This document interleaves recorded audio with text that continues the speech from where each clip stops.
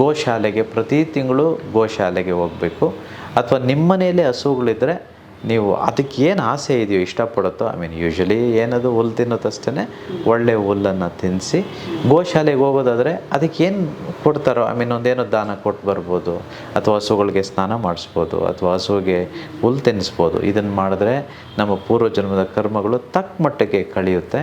ಹಾಗೇ ಈ ದಾನ ಧರ್ಮಗಳಲ್ಲಿ ವಿಶೇಷವಾದದ್ದು ಅನ್ನದಾನ. ಸೊ ಹಲವಾರು ದೇವಸ್ಥಾನಗಳಲ್ಲಿ ಇದು ಇದೆ. ಸೊ ನೀವು ಅಲ್ಲೋಗಿ ಅಕ್ಕಿನೋ, ಬೇಳೆನೋ, ರಾಗಿನೋ ಅಥವಾ ಬೆಲ್ಲವೋ ಇಂಥವನ್ನು ದಾನ ಕೊಡಿ. ಸೊ ಇದು ಮಾಡೋದ್ರಿಂದಲೂ ನಮ್ಮ ಕರ್ಮ ಕಳೆಯುತ್ತೆ. ಮೂರನೇದಾಗಿ, ಯಾರು ಸಿದ್ಧಿ ಪಡ್ತಿರ್ತಾರೋ ಅಂಥ ಗುರುಗಳ ಆಶೀರ್ವಾದವಿದ್ದರೂ ಅದು ನಿಮಗೆ ಕರ್ಮ ಹೋಗುತ್ತೆ. ಮನಿ ಈಸ್ ಹ್ಯಾಪಿನೆಸ್ ಕಾರ್ಯಾಗಾರ ನಿಮಗಾಗಿರುತ್ತೆ. ಇದು ಆನ್ಲೈನಲ್ಲಿ ನಡೆಯೋ ಕಾರಣ ನೀವು ಎಲ್ಲಿದ್ದರೂ ಅಟೆಂಡ್ ಮಾಡ್ಬೋದು. ನಿಮ್ಮ ಮನೆಗಳಲ್ಲಿ, ಭಾರತ ದೇಶದಲ್ಲಿ, ವಿದೇಶದಲ್ಲಿ ಯಾವ ಮೂಲೆಯಲ್ಲಿದ್ದರೂ ನೀವು ಅಟೆಂಡ್ ಮಾಡ್ಬೋದು.